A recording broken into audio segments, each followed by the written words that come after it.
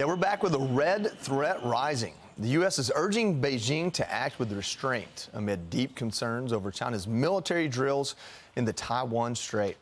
The drills surrounding the entirety of Taiwan, while leaders from China, South Korea, and Japan agree to a trilateral meeting tomorrow in Seoul for the first time since 2019.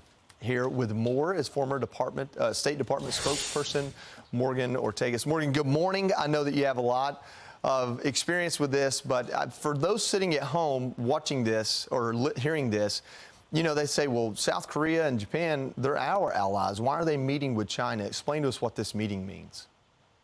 Hey, good morning, Joey. So let's pull back sort of the bigger picture. Yes, we have this meeting going on, but why is China conducting these exercises around Taiwan?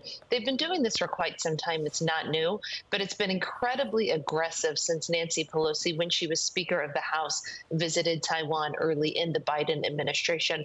I was just in Taiwan last month, Joey, and the Taiwanese officials told me that that was really the turning point for China and Taiwan in terms of their exercises and their military drills being much more invasive. Why does all of that matter, Joey? Well, as you know, you're a Marine. There's several different ways in which the Chinese could invade Taiwan. And one of the big concerns is that one of these big military drills around Taiwan could go from an exercise right into an invasion. So that's one of the main concerns. Plus, I think it's sort of, Joey, I think it's the drip, drip, drip of these exercises. They keep doing more and more and more and trying to make this appear normal until one day it's suddenly not normal.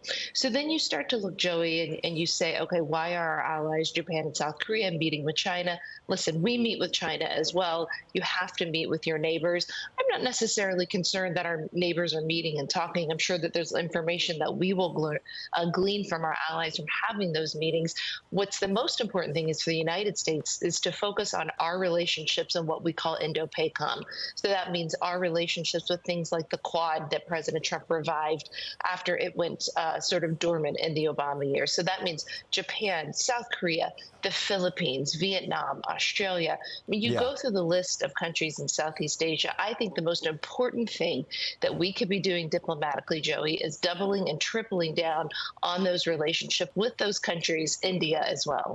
Yeah, there's a couple of aspects of this that I think I find very interesting. So, from my understanding, South Korea and Japan are meeting with China with a concern over North Korea, wanting China not to support North Korea's rogue actions seeking nuclear weapons. Then you look at what's happening in Taiwan, and it's basically Taiwan is this major manufacturing and computer chips and other things that's a huge export.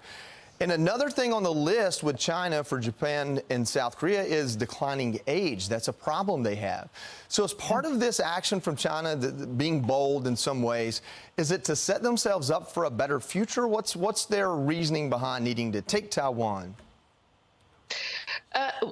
The Taiwan question is an excellent one. I mean, listen, we have to remember that Taiwan is a democracy.